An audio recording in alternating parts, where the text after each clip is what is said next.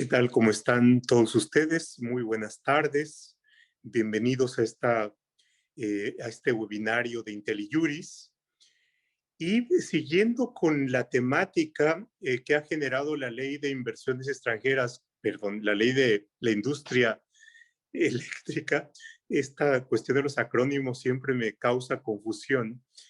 Eh, que como ustedes han visto, está dando para una serie de temas, abre una serie de temas y uno de ellos tiene que ver con las implicaciones que tienen las reformas de la ley de la industria eléctrica con el medio ambiente. Y bueno, todos los días nos surge un tema novedoso a propósito de esta modificación. Y bueno, para IntelliJuris ha sido un buen motivo y una buena razón para abrir una serie de mesas. Eh, y bueno, ahora lo que queremos es detenernos en una de estas implicaciones que tiene que ver con el medio ambiente en general y particularmente con los acuerdos de París. Y para tratar este tema con mayor detenimiento, hemos invitado y nos han aceptado la invitación dos especialistas. Áurea Fuentes es una de ellas. Áurea, a quien saludamos y le agradecemos. Áurea, muy buenas tardes, noches. Y bueno, muchas gracias por haber aceptado esta invitación. Haré una breve presentación de Áurea. Ella es abogada por el ITAM y se ha especializado en cuestiones de regulación, medio ambiente y energía. Para que ustedes tengan una idea, a pesar de que hemos ya divulgado su currículum, Área es abogada por el ITAM, es especialista en regulación y actualmente trabaja como consultora en gestión de riesgos ambientales y sociales para el Banco Interamericano de Desarrollo. Entre sus proyectos recientes en el banco destaca la publicación de indicadores de gobernanza ambiental para América Latina y el Caribe. También trabajó en la Autoridad Investigadora de la Comisión Federal de Competencia Económica y en la Unidad de Asuntos Jurídicos de la Comisión Reguladora de Energía. También tiene una maestría en Derecho y Política Ambiental en la Universidad de Stanford, así es que, como ustedes pueden ver, su formación es jurídica y también se ha especializado en cuestiones de competencia y medio ambiente. Y bueno, Áurea, muchas gracias y muy buenas tardes y gracias por haber aceptado. Nuestro invitado también es Guillermo Zúñiga. Muchas gracias, Memo, por la aceptación a participar en este webinario. A Memo Zúñiga lo hemos tenido ya como invitado en este seminario de perspectivas jurídicas para este año, así es que Memo, muchas gracias. Memo es abogado, es egresado del ITAM y ha hecho estudios de posgrado tanto en Londres como en la Universidad de Chicago, en competencia económica, regulación. Tiene una experiencia muy considerable en temas relacionados con regulación, con competencia económica y con energía. Él ha sido comisionado en la Comisión Reguladora de Energía, ha tenido una experiencia importante y una de las cuestiones que me da gusto compartir es que ha llevado a cabo el seguimiento de todo este proceso de modificaciones constitucionales, posteriormente, por supuesto, de cómo fue aterrizar esta reforma constitucional en materia de energía en las leyes correspondientes y bueno, por supuesto, ha seguido el proceso de reforma que ahora nos convoca. Así es que, pues, muchas gracias tanto a Áurea como a Memo. Y para iniciar, le pediría a Áurea que nos haga una exposición y bueno, sobre aquellos aspectos que considera que son los centrales y posteriormente Memo nos haría también una exposición de esto. Áurea, pues muchas gracias por aceptar. Bienvenida y bueno, pues tienes la palabra. Muchas gracias, profe Roldán. Para mí es un honor tener este espacio para platicar con usted y con Memo. Le mando un saludo a toda la audiencia de IntelliJuris y pues con mucho gusto arrancamos. Eh, yo considero que el tema que nos trae esta charla es la reciente reforma a la ley de la industria eléctrica y a conocer cuáles son las implicaciones de los cambios que se han introducido a la ley en materia ambiental, reconociendo que el medio ambiente es una materia que a la que debemos de dar un trato transversal, es decir, que debemos analizar, usarlo como un elemento de análisis cuando vemos cambios en la regulación, sobre todo porque en nuestra Constitución hay mandatos tanto de competencia económica, de regulación del mercado, como de responsabilidad para garantizar a todos los mexicanos el derecho humano a un medio ambiente sano. Entonces, en este sentido, me gustaría nada más recordar cuáles son los puntos principales de esta reforma que hemos escuchado en charlas de IntelliJuris de ocasiones anteriores y en los medios de comunicación. No solo dañan el espíritu de competencia económica, de acceso a fuentes de energía limpia, sino que también tienen implicaciones para el medio ambiente. En primer lugar, diría que se modifica la regla del despacho económico, de manera que las generadoras, los generadores con fuentes de energía limpia quedan relegados en la fila para despachar su energía, siendo que la ley busca, se buscaba antes que fueran las más eficientes en costos y también las más limpias, las que despacharan su energía primero.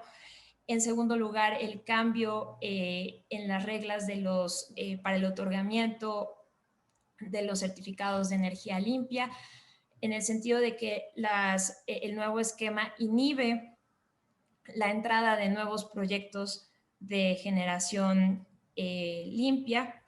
En tercer lugar, el hecho de que las subastas para que sobre todo CFE, suministrador de servicios básicos, compre energía limpia y que esto ahora con la reforma se vuelve algo potestativo, optativo, a lo que no está necesariamente obligado.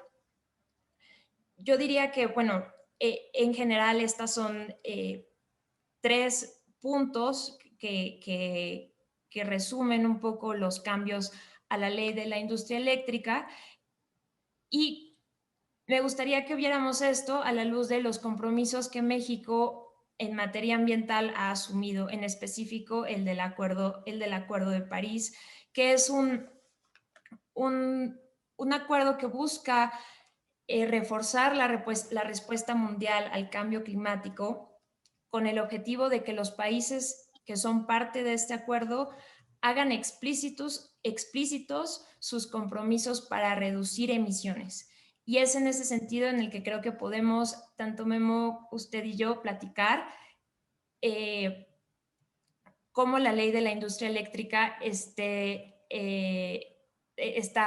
podría mermar los objetivos que México ha establecido en la arena multilateral. Muchísimas gracias por esta primera intervención. Memo, ¿cuáles crees que sean los principales puntos en esta relación entre la reforma a la ley y el medio ambiente y concretamente los acuerdos de París?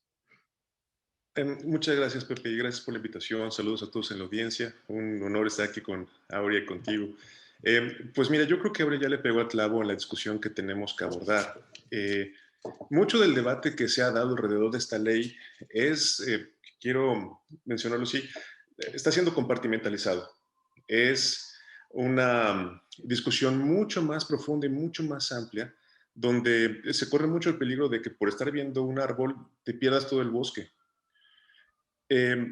Para tener una idea de lo que representa la energía en materia de cambio climático, no hay que olvidar que el cambio climático es este fenómeno global, internacional, que está afectando a todo el mundo en lo que se refiere a la forma en la cual el ecosistema, los subsistemas ambientales bueno, interactúan, se desempeñan, se llevan a cabo y la forma en la cual eso impacta en la vida del hombre. Estamos viviendo fenómenos climáticos cada vez más extremos. Hace poco vimos cómo Texas, un estado poderosísimo de la Unión Americana, se quedó sin luz y estuvo a punto de tener una tragedia económica y social muy importante que también le pegó a México. Pero esto tenemos que rastrearlo.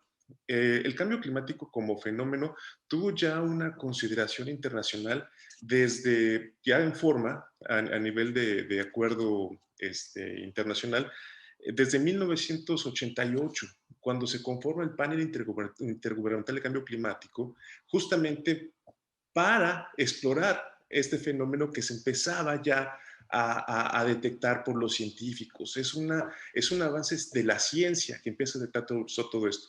Presenta este panel un informe en 1990, donde identifica el cambio climático como un peligro, como en efecto un fenómeno que está afectando de manera muy, muy, muy nociva todo el sistema y que tenía implicaciones gravísimas para, pues, no solamente el medio ambiente, sino nuestra economía, nuestro desarrollo, nuestra vida social, nuestra subsistencia como especie, a tal punto de que en 1992 se crea un gran tratado internacional, que es la Convención Marco de las Naciones Unidas en materia de cambio climático, tratado del cual México es parte. Este es un tratado marco, no establecía medidas específicas, sin embargo sí establecía mecanismos para que todos estos, vamos a llamarle desarrollos nocivos, fueran atendidos de manera armoniosa. No olvidemos que el clima es el bien más público que hay. No puedes excluir a nadie del clima. Y lo que pasa en Asia le pega a Europa, y lo que pasa en Europa le pega a Estados Unidos, y lo que pasa en Latinoamérica le pega a Estados Unidos. El cambio climático, la contaminación, estos efectos no necesitan visa para andar viajando por el mundo. La Convención Marco de las Naciones Unidas se empieza a implementar a través de conferencias, las COPs, las famosas COPs, conferencias de las partes, donde se van tomando decisiones importantes sobre cómo abordar estos retos. Tal vez la COP3 fue la primera más relevante. El protocolo de Kioto surge de ahí, que es el primer esfuerzo, digamos, coordinado a nivel internacional para que los países, en este caso los países en desarrollo, que son los que se presentan como los más responsables por el cambio climático, empiezan a tomar obligaciones importantes para reducir las emisiones. Tan importantes que Estados Unidos no le entra, que Estados Unidos decide no firmarlo porque ya tenían obligaciones importantes y eso genera pues una mala noticia para el esfuerzo internacional, pero ya empieza a haber una seriedad. Más adelante, en la COP 15 en París, se logra el Acuerdo de París. Aquí solamente quiero señalar que este gran desarrollo es muy profundo, tiene mucha historia, hay una comunidad científica declarando, demostrando cómo el cambio climático es un problema a nivel internacional y cómo estos esfuerzos están tomando forma. Y aparte, están tomando forma en tratados internacionales de los cuales México es parte. México es parte de la Convención Marco de Naciones Unidas, México es parte del Acuerdo de París y ha estado tomando obligaciones y compromisos relacionados con el cambio climático, tanto a nivel internacional como en su marco legal doméstico. Yo ahí pararía para seguir platicando de esto, pero es muy relevante. Esta discusión que tenemos con la ley de la industria eléctrica, sus reformas, van mucho más allá de discutir simplemente hasta qué punto el Estado y el mercado tienen que participar, hasta qué punto una empresa estatal debe tener cierta dominancia para representantes públicos. Obviamente son puntos importantes, o protección de la inversión, pero estamos hablando de un entorno donde hay un problema identificado, un problema muy grave, que la comunidad internacional ha estado intentando abordar de manera seria e importante y donde México desde 1992 ha estado formando parte y apoyando los esfuerzos. Muy bien. Yo creo que estas primeras intervenciones nos sirve para ubicar en un contexto más amplio donde están o pueden estar los problemas. Y por supuesto partamos, y ahí recogería algo que dice Memo, que cuando estamos hablando del medio ambiente nos referimos a un bien público y que por supuesto la ubicación de ese bien público en el contexto nos da una serie de elementos. Por una parte, que ya no existe algo así como decisiones nacionales. Esto es una decisión que, por supuesto, está en proceso de discusión, de debate, de judicialización. No se restringe solamente a los marcos nacionales por una diversidad de razones.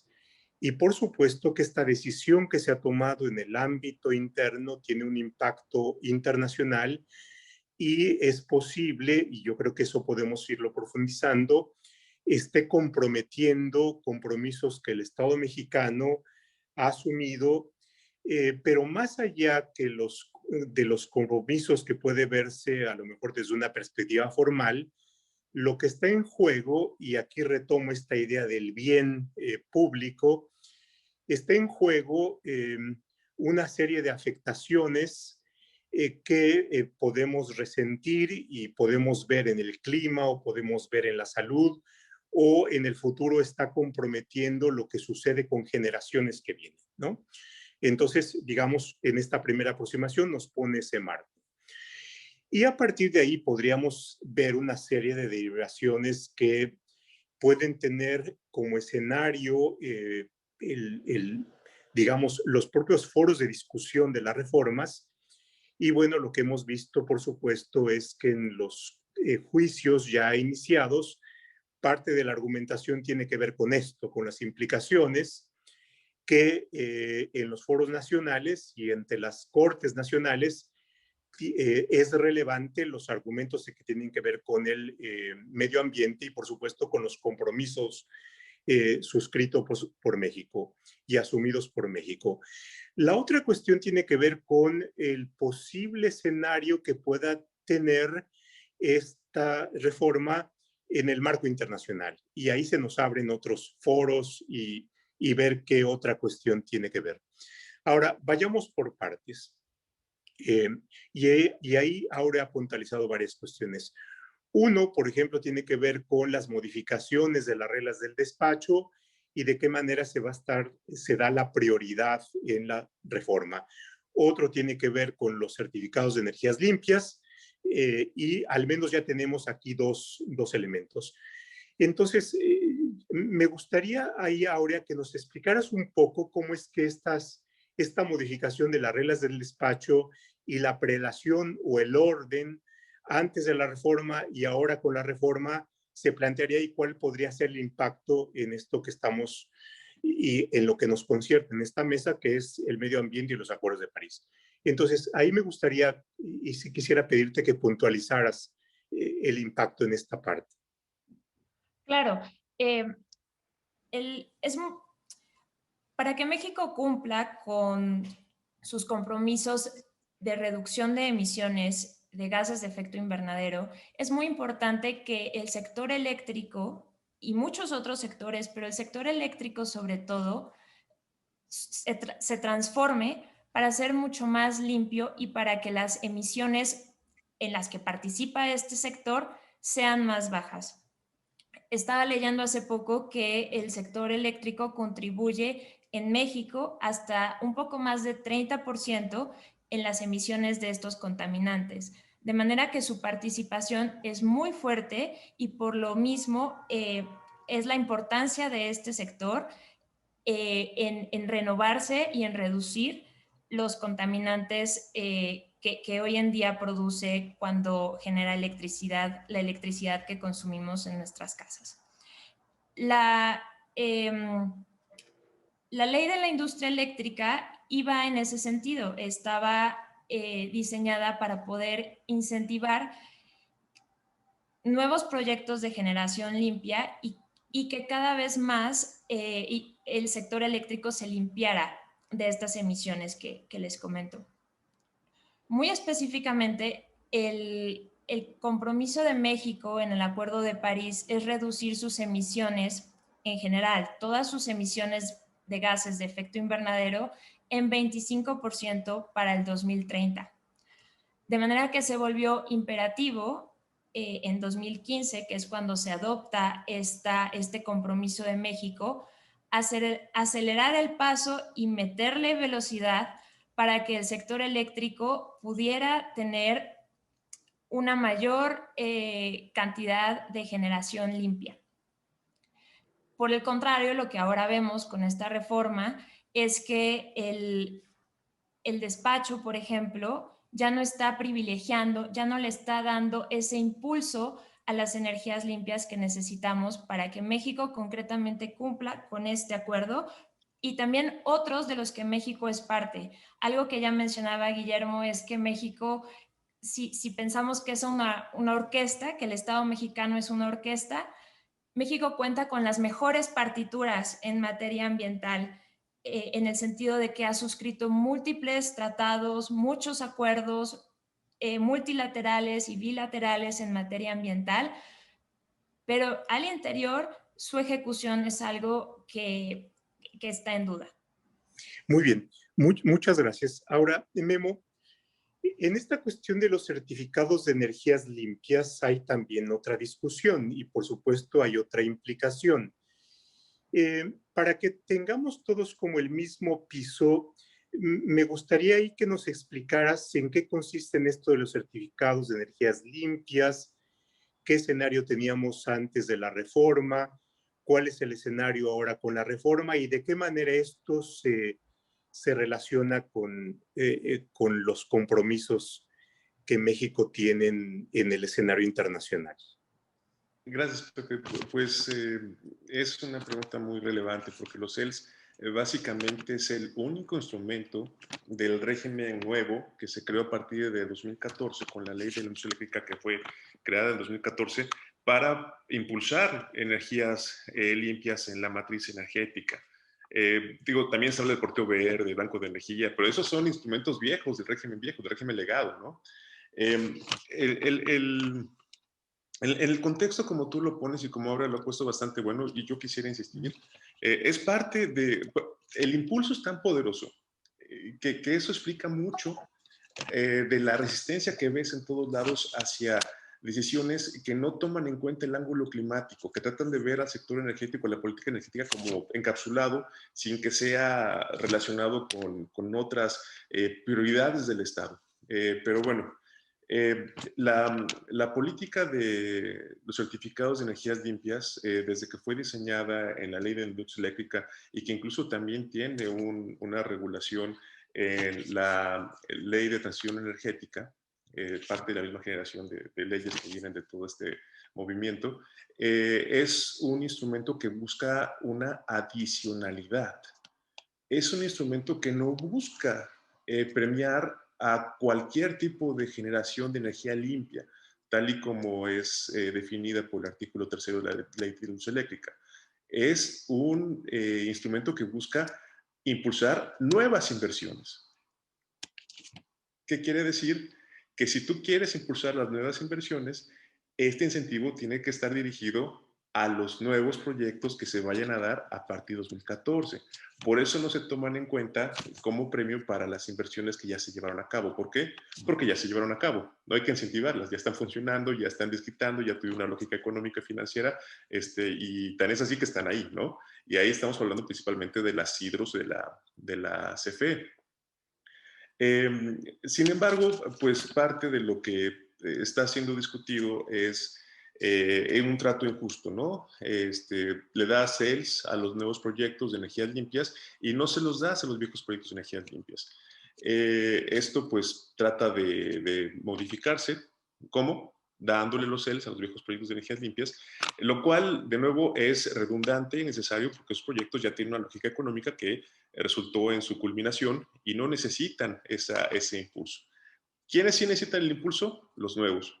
Más cuando tienes un compromiso importante, muy relacionado con el Acuerdo de París, muy relacionado con la Convención Marco de Naciones Unidas, muy relacionado con tus contribuciones en las fuentes determinadas, de incrementar la presencia de energías limpias en tu matriz energética. Y no solamente, y de nuevo, aquí vemos el desarrollo de estos acuerdos internacionales y su reflejo en el orden jurídico doméstico.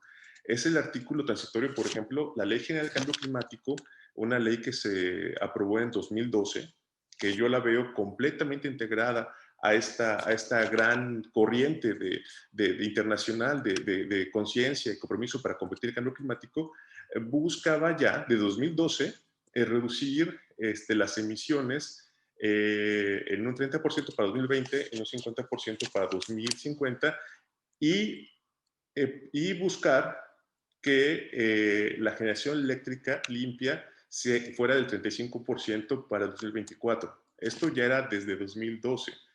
La ley de transición energética, como ya lo mencionó Aurea, recoge estas metas y busca que se incremente el 25% de generación limpia para 2018, una meta que se cumplió, 30% para el 2021, que veremos si se cumple, y una meta de 35% para 2024. Bueno, entonces, cuando tienes un CEL que tenga un buen precio de mercado, este CEL es un instrumento artificial, es un instrumento regulatorio, no es un mercado natural, por supuesto, y tiene un precio que está determinado por la escasez de las energías limpias. Mientras menos energías limpias haya y la obligación de adquirir CELs por parte de la CFE y usuarios calificados se vaya incrementando, que también es una obligación que le pone la Secretaría de Energía, la demanda de CELs se va a ir haciendo más intensa. Y a medida que la demanda sea más intensa, el valor del CEL va aumentando. Entonces, si tú vendes CELs, digo, además de vender luz, además de vender energía limpia, vendes el certificado de energía limpia asociado a ella, un certificado te ampara por un mega, por un mega de energía vendido, tienes un doble flujo de ingresos. Si eres un promotor de un proyecto de energía limpia, tienes ese incentivo. Además de tener dinero por venta de energía limpia, voy a tener dinero por venta de CELs. Entonces me va a convenir más. Y si tengo que escoger hacer una planta de carbón, una planta de gas y una planta solar, me voy por la solar, ¿no? Así funciona. ¿Qué sucede si tú de repente, como está pasando en la industria eléctrica, decides darle este derecho de incentivos de CELs a toda la generación vieja y nueva? Pues simplemente el valor del CEL se diluye. Si ya le vas a dar un montón de CELs, millones de CELs a las grandes plantas hidroeléctricas que ya fueron construidas de hace décadas, pues el valor de CEL, como todo, mientras más abundante es un producto, su valor va disminuyendo y entonces tú, cuando el CEL vale nada, pues el incentivo a entrar por ese lado a un proyecto de energía limpia también vale nada. Entonces se pierde esa adicionalidad, se pierde ese instrumento, su valor, su efecto disuasivo, promotor, y por lo tanto también se va en contra de tus compromisos, que de nuevo tienen que ser vistos desde un punto de vista holístico. Compromisos en la eje de cambio climático, compromisos en la transición energética, compromisos en tus determinaciones nacionales. Alguien preguntaba aquí, ¿cuáles son los dientes del Acuerdo de París? No tiene muchos dientes, porque es un instrumento muy delicado de coordinación internacional. Le pone a cada país el compromiso de que tú solito vas a determinar tu nivel de involucramiento. Tú solo vas a determinar tu nivel de seriedad. Y eso se representa por tus contribuciones nacionales, las NDCs, le llaman. México presentó en 2015 sus primeras NDCs con metas determinadas de reducción de gases de efecto invernadero. Acaba de ratificarlas en 2020, muy poco ambiciosas, pero digamos, prácticamente no fueron progresivas, lo cual está mal, pero digamos que al momento en que tú das para atrás una medida que iba a ayudar a la transición energética, no es un acto aislado, es un acto que genera tensión y genera rompimiento y genera disrupciones con otras obligaciones que tienes en otros instrumentos. Bien, la verdad es que es bien interesante este mecanismo. Ahora, efectivamente, una buena cantidad de las preguntas que están surgiendo entre nuestros participantes, Luis Fernando Tobar, gracias Luis Fernando, hace esta pregunta a la que te refieres, Memo, de los dientes. Y hay otras preguntas en el mismo sentido y ahí me gustaría escuchar cuál es la percepción de Aurea. Dice, por ejemplo, José Hernández, los artículos de la ley de la industria eléctrica impugnados en el amparo son de índole económica o ambiental. Entonces, ahí hay una cuestión que tiene que ver con las materias, y lo interesante de esto es que tenemos aquí estas materias vinculadas, por supuesto, y la ingeniería de los CELS nos da una idea de cómo está esta vinculación.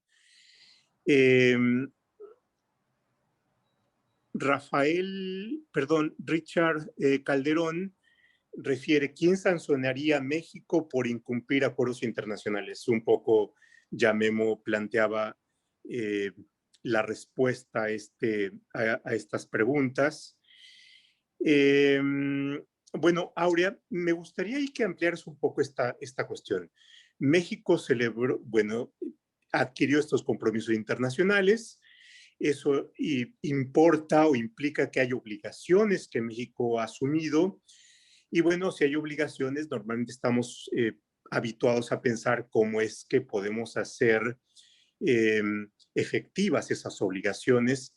Y aquí yo creo que tendría dos vertientes este cumplimiento de las obligaciones. Uno, en el ámbito internacional, y un poco Memo ya notaba qué es lo que pasa en el área internacional, en el terreno internacional. Me gustaría, si tú tienes alguna consideración al respecto, pero otra es cómo al interior del país y dado los mecanismos que tenemos en el país, podemos tener un punto de apoyo para orientar al comportamiento del Estado mexicano en la vía del cumplimiento de sus obligaciones. Porque, por supuesto, al interior tenemos que estas obligaciones pueden tener del otro lado la comprensión de que se trata de un derecho. Entonces, los ciudadanos, los gobernados al interior del país tenemos el derecho a que México cumpla con sus compromisos internacionales. ¿Cómo verías esta faceta que a mí en lo personal me parece bien interesante? Claro, ahora. Y ahí mi respuesta inmediata sería que que al interior para los mexicanos el mejor punto de apoyo es la Constitución. Actualmente el artículo 25 establece que la rectoría del Estado debe de ser sostenible, es decir, debe de garantizar condiciones para el presente y para el futuro, no solo de forma financiera o económica, sino también considerando el medio ambiente para no solo los del presente, sino también para los que vienen. Entonces, ese es un elemento importante. El artículo 4 es el que cristaliza el derecho humano a un medio ambiente sano. Entonces, en esta primera reacción que tengo, yo creo que al interior es la Constitución la que ahorita ofrece el mejor apoyo para que los mexicanos podamos exigir un medio ambiente más sano, una mezcla o un acceso a energía más limpia, más barata y a un desempeño de las empresas o de los participantes de estos mercados mucho más eficiente. En ese sentido, yo creo que somos los consumidores los que usamos a la Constitución como esa base. Regresando un poco al primer planteamiento que usted hace, profe Roldán, México adopta este compromiso del Acuerdo de París en 2015 y como decía Memo, en diciembre de 2020 lo ratifica sin que sea progresivo ni ambicioso. En el sentido de que quedamos igual, quedamos tablas. Lo que se prometió en 2015 es lo que en 2020 se mantiene sin que el Estado mexicano manifieste ante la comunidad internacional que va a hacer un esfuerzo extra para reducir sus emisiones. Y esta lectura nos lleva a esta idea de integralidad, de hacer una lectura integral de cuáles son las acciones o las series de acciones que durante la administración pasada incluso y esta administración muestran que no hay un compromiso serio con mejorar las condiciones ambientales del país. En ese sentido, creo que la reforma a la ley de la industria eléctrica es un elemento más que se suma a una serie de acciones que va en detrimento de esto que comento. Veía por ahí que alguien nos preguntaba cuáles eran las implicaciones ambientales de proyectos como la refinería de Dos Bocas. Y muy concretamente puedo decirles que una refinería, pues uno de los gases de efecto invernadero que emite es metano. Y eso, hace poco se publicó un estudio que dice que la probabilidad de partos prematuros por parte de las mujeres que viven cerca de las comunidades que tienen refinerías con un alto porcentaje de quema de emisión de metano, pues tienen una probabilidad más alta de estos partos prematuros, ¿no? Entonces, eso es como una consecuencia muy puntual de este tipo de proyectos que no están atendiendo a la protección del medio ambiente sano al que todos tenemos derecho y sobre todo las comunidades más vulnerables. Es importante recordar que una mala práctica ambiental tiene un efecto desproporcionado que afecta todavía más a personas en condiciones de vulnerabilidad. Fíjate que esto que comentas me trae dos cuestiones a la reflexión. Una que tiene que ver con la cuestión de qué tanto importan las generaciones que vienen. La verdad, estamos poco habituados a entrarle a una reflexión y a una argumentación en este sentido, pero esta reflexión, la verdad es que no es extraña a las discusiones constitucionales. Si les gustan a ustedes los clásicos, en el Federalista, por ejemplo, está presente eh, la cuestión de cómo en el diseño de la Constitución y en el diseño de los poderes y en aquello que corresponde como atribuciones al judicial y al legislativo y la forma en cómo desarrolla esto, qué tan relevante son las generaciones que vienen y de qué manera pueden estar o no vinculadas con los actos del presente. Y que se vincula con otro tema que tú, con el que cerraste tu intervención y me gustaría como dar pie a que la profundizaras, y es que puede tener o está presente una cuestión de justicia distributiva, en el sentido de que tenemos una población heterogénea y por supuesto en esta población heterogénea, en la medida en que hay desigualdades, las desigualdades nos llevan a un terreno en donde hay distintas condiciones para acceder a la justicia. Y por supuesto, quienes pueden acceder a la justicia son aquellos que tienen las condiciones para hacerlo. Pensemos, pues, que en una cuestión en donde hay una implicación de materias altamente sofisticadas, pues las empresas son aquellas que tienen mejores condiciones para tener buenos abogados, para armar argumentos sofisticados y, por supuesto, para que en ejercicio de sus intereses planteen, como lo han hecho, amparos, por ejemplo, ¿no? Pero nos queda ahí el tema pendiente y que a veces es difícilmente justiciable de este sector de la población que no tiene los recursos, que probablemente tampoco tenga un conocimiento de cuál puede ser el impacto en su salud. Y tú has mencionado un tema muy, muy concreto, en donde la población con peores circunstancias económicas, con una posición desaventajada, en donde le puede causar un impacto presente o futuro de un alto potencial, pero que no tiene los mecanismos, las vías, el conocimiento, las condiciones para acceder a la justicia, ¿no? Y ahí viene un terreno bien, muy relevante, en donde instrumentos tales como el interés legítimo puede ser una forma de cómo acceder a la justicia, o bien el terreno en el cual las asociaciones de la sociedad civil, aquellas que tienen como función principal el defender el derecho al medio ambiente, pueden también tener otra vía de acceso. Y todavía no vemos, por ejemplo, amparos basados en el interés legítimo al derecho al medio ambiente y en donde pongan en discusión cuestiones tales como la progresividad y la no regresividad. Tú planteabas un dato que me trae eso a la reflexión.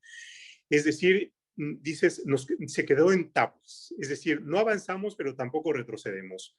Y eso pone en la discusión lo que establece el artículo primero, es decir, hay el derecho a que los derechos humanos sean progresivos y no regresivos. En fin, simplemente hablo en voz alta para ver si tú tienes alguna cuestión que te pudiera también suscitar, ¿no? En ir un poco más allá en esta reflexión, Aurea. Sí, efectivamente, y creo que el acceso a la justicia, por lo menos en México, para las comunidades o para colectivos que buscan eh, luchar por mejores condiciones ambientales, se ha desarrollado y creo que sea de manera interesante. Y creo que también debe hacerse de manera más ambiciosa. En ese sentido, creo que hemos visto el activismo de muchas organizaciones que justamente han planteado en los amparos argumentos de la protección al medio ambiente sano. Y en ese sentido a mí me parece fascinante cómo pueden converger, cómo pueden estar juntos argumentos de libre competencia, que pueden ser más técnicos, si se quiere, en cuanto a la regulación de un mercado, y por otro lado, el derecho de las comunidades y de las personas a algo que probablemente es más difícil de ver concretamente, pero que también tiene una parte tangible en los efectos o en los impactos que tiene el cambio climático o la contaminación en la salud de las personas. Muchas gracias, Aurea.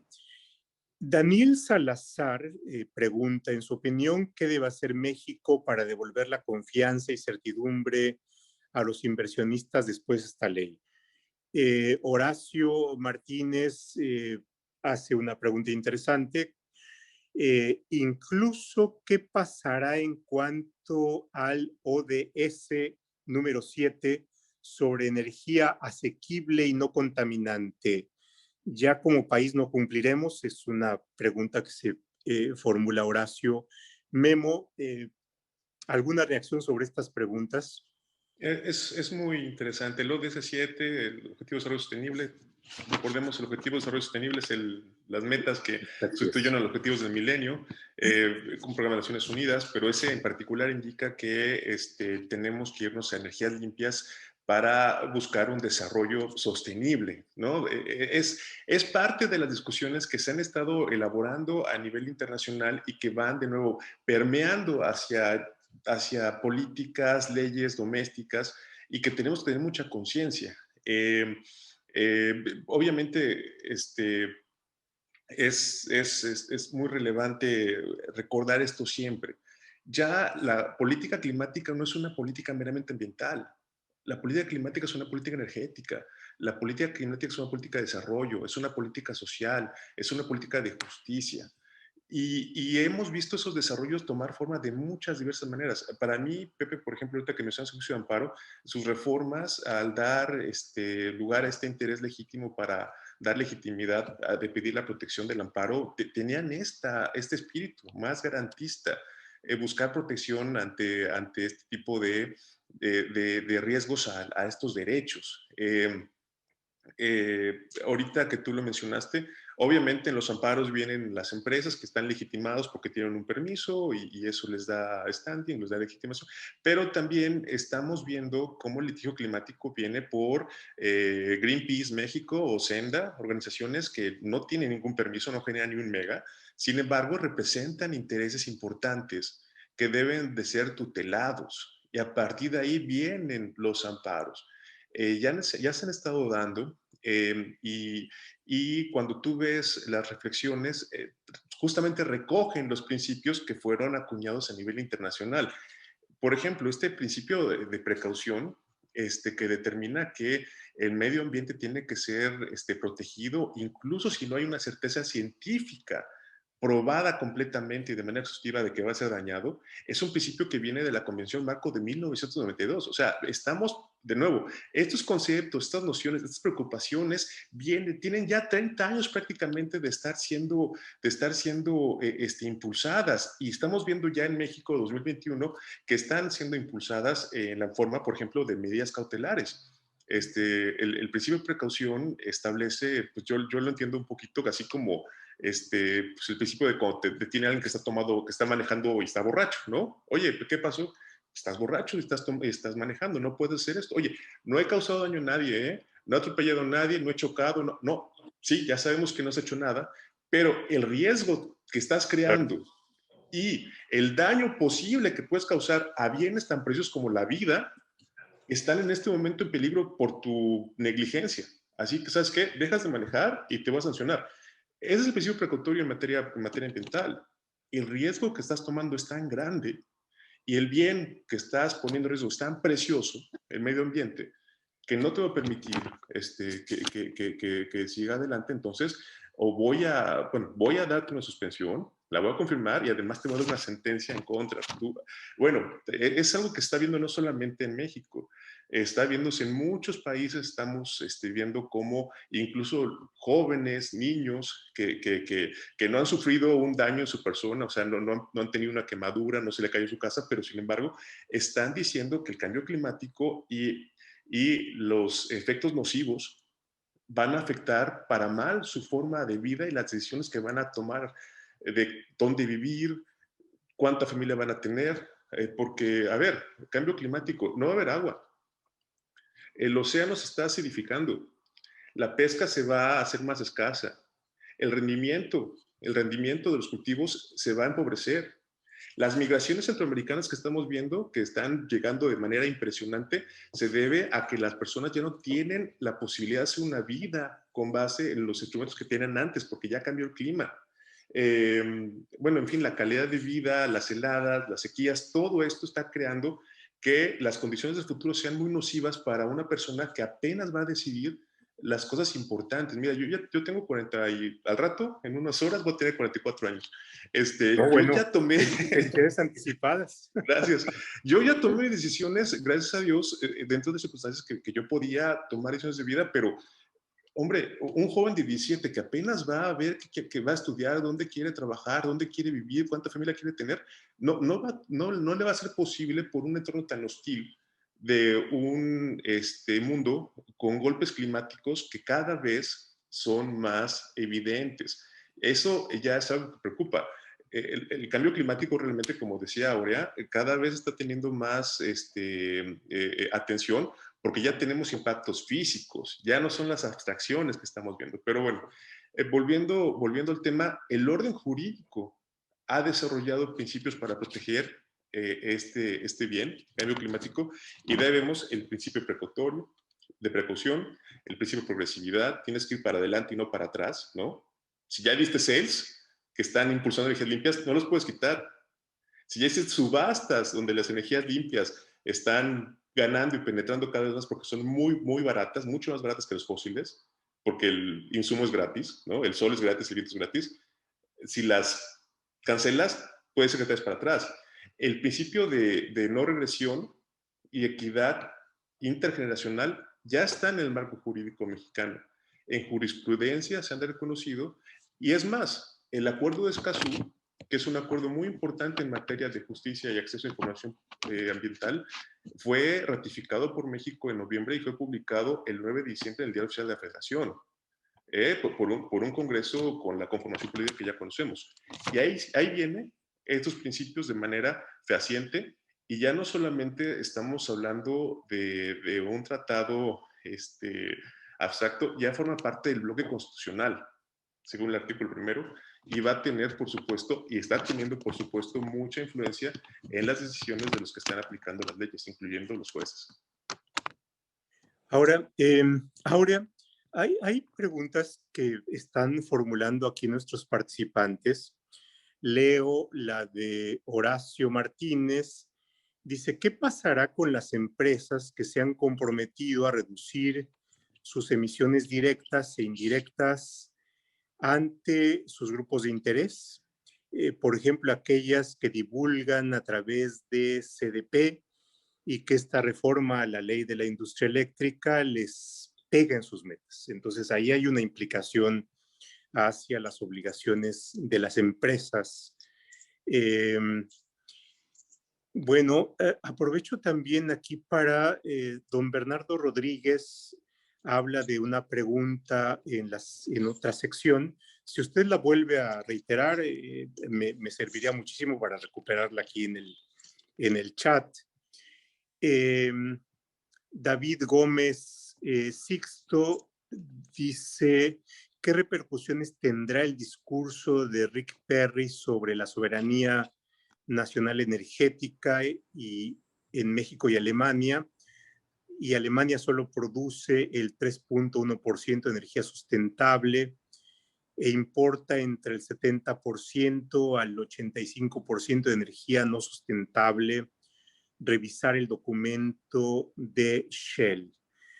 Bueno, son algunas de las preguntas. Es que, Aurea, si tienes algo en relación con estas, yo creo que nuestro auditorio se beneficiaría muchísimo de tu apreciación. Claro, también había leído otras preguntas con respecto a... Adelante, adelante. Sí, Sí. con respecto a de qué manera se socializan los beneficios medioambientales de las energías limpias o de qué manera es que como sociedad somos más conscientes de la importancia de las energías limpias. Y en ese sentido, retomo lo que dice Memo de, por ejemplo, la entrada en vigor del Acuerdo de Escazú, que genera para las autoridades una responsabilidad y obligación de brindar mucha más información de la que ahorita está disponible con respecto a los impactos ambientales y también sociales que tienen los proyectos que el gobierno o los participantes privados desarrollen. En ese sentido, creo que la sociedad ahora tiene más herramientas para acceder a información. Ya tenía, por lo menos en el caso de México, con respecto a sus pares en América Latina, México ya tenía un esquema bastante robusto de acceso a la información y transparencia, pero el hecho de que ahora el acuerdo de Escazú lo haga específico para cuestiones ambientales, pues viene a blindar esta situación. Con respecto, bueno, pues el hecho es que efectivamente muchas empresas que habían planteado la reducción de sus emisiones con base en metas que se establecen tanto en la Ley de Transición Energética como en la Ley General de Cambio Climático, o que ahora se ven modificadas por un cambio en las reglas en la Ley de la Industria Eléctrica, pues sí, efectivamente tendrán que replantear esa meta de manera que sea independiente y como un esfuerzo desde el sector privado para poder ser mucho más sustentable en su operación. Mientras no haya una modificación a las metas que México tiene, pues yo creo que eso sigue siendo una ley vigente y una ley que tiene que hacerse valer. Muy bien, muchísimas gracias, Aurea. Don Bernardo Rodríguez, encontré ya su pregunta y entiendo que por las comillas usted está citando, parece ser, el dictamen de reformas a la ley de la industria eléctrica, y lo leo. Con la ley anterior, que ahora defienden disfrazados de ambientalistas, igual que se visten de feministas cuando nunca atendieron la agenda de las mujeres, ya ahí me queda duda de cuál es la fuente. La CFE estaba obligada a comprar la energía que generaban los privados sin importar si podía utilizarse o no. Lo anterior se traducía en un subsidio millonario a costa del sector público y de los bolsillos de los consumidores. Con la reforma de Peña Nieto se terminaron de abrir las puertas del sector con el fin de que los privados pudiesen generar energía eléctrica y la empresa pública tuviese que adquirirla forzosamente. Una analogía nos permite entender lo ocurrido. La red eléctrica, responsabilidad de la CFE, es como una carretera de 2 carriles. Con la reforma peñista se multiplicaron los fabricantes de automóviles que deben correr en esa carretera, se hicieron más coches, pero nunca se amplió la carretera porque para ello se requieren grandes inversiones que tenía que hacer la empresa pública, no los dueños de los autos. Hasta aquí la cita. Memo, parece ser como que esto corresponde a alguno de los dictámenes, al menos me resulta, pero lo que hay aquí es importante porque tiene que ver con los argumentos que están en el debate social. ¿Cómo verías esto que nos está poniendo en la mesa don Bernardo sobre el problema que hay, que plantea? Pues hace alusión al programa de IPP, ¿no? Los productores independientes de energía. Es este programa de contratación que en todo el mundo se utilizó por empresas estatales cuando se les acabó el presupuesto para generar, para invertir en nuevas plantas, ¿no? Porque pues, el presupuesto de las entidades públicas es finito y el gobierno tiene muchas obligaciones, no solamente energía, sino también salud, seguridad, en fin. En muchas partes, en Sudáfrica, en Indonesia, en Jamaica, en México se utilizó con el PP, donde pues simplemente la empresa pública ponía un precio y hacía una licitación internacional y si las empresas que participaban en la licitación competían y quedaba abajo del precio de referencia que daba la empresa, se les daba un contrato por 25 años para hacer una planta, ¿no? Y de ahí, pues simplemente pues, con la lógica de que eran más baratas que CFE, pues se les empezó a dar contratos a largo plazo. Con eso, ¿no? Una convocatoria hecha por CFE, para CFE, con un contrato que CFE daba, en las condiciones que CFE decía, pagando un precio menor al que CFE determinaba, ¿no? Y de ahí, pues, vinieron las grandes inversiones de los 90s y 2000s. Siempre con esto, ¿no? Que son más baratas. Y fue un régimen que funcionó mucho tiempo. Pero mira, vámonos de nuevo al tema climático. Eso es inversión y es importante. Pero aquí, básicamente, si CFE tuviera mayoría de generación, de capacidad de generación limpia, no habría ningún problema ni ninguna tensión. Ni con la Convención Marco, ni con el Acuerdo de París, ni con el Acuerdo de Escazú, ni con las comisiones determinadas. El problema es que CFE utiliza mucho combustible fósil para generar energía eléctrica. Y eso no es sustentable, no es viable dentro del marco internacional y conforme a los compromisos que México ha estado tomando en estas áreas o con sus contribuciones nacionales determinadas. Básicamente es eso. Y bueno, pues es otro problema completamente distinto. Aquí yo diría que es una gran oportunidad que todavía tiene CFE para reformar sus planes y sus inversiones e incorporar más energía verde para quitar este tipo de tensiones. Porque además, ahorita que mencionaban cuáles eran los dientes, y ya dije, no hay muchos dientes. Sin embargo, eso no quita que el sistema internacional empiece a ser más hostil. Y mencionaban a Kerry. Kerry acaba de estar en Europa y estuvieron discutiendo una herramienta que la Unión Europea, Japón, Reino Unido y Estados Unidos están contemplando para incentivar que a nivel internacional se tome seriedad con la transición energética a energías limpias. Muy rápidamente, Europa tiene muchos mecanismos por los cuales se les cobra, por ejemplo, un bono de carbono de $40 por tonelada a las empresas que contaminan en Europa. Esas empresas dicen, no, está bien, estoy contigo, estoy produciendo, pago el bono de carbono porque contamino, es una forma de cuidar el cambio climático, de competir con el cambio climático, pero ¿qué crees? Mis competidores que importan productos que compiten con los míos de Latinoamérica, de Asia, ellos no tienen bono de carbono, no tienen las obligaciones que me estás poniendo. ¿Qué vas a hacer? Lo que están haciendo es el arancel del carbono, el Carbon Tax Adjustment. Es un arancel, una tarifa arancelaria que se está proyectando imponer en Estados Unidos, en Japón, en Europa y en Reino Unido, con los países que no tomen en serio sus obligaciones climáticas para castigar sus exportaciones de allá, importaciones de allá.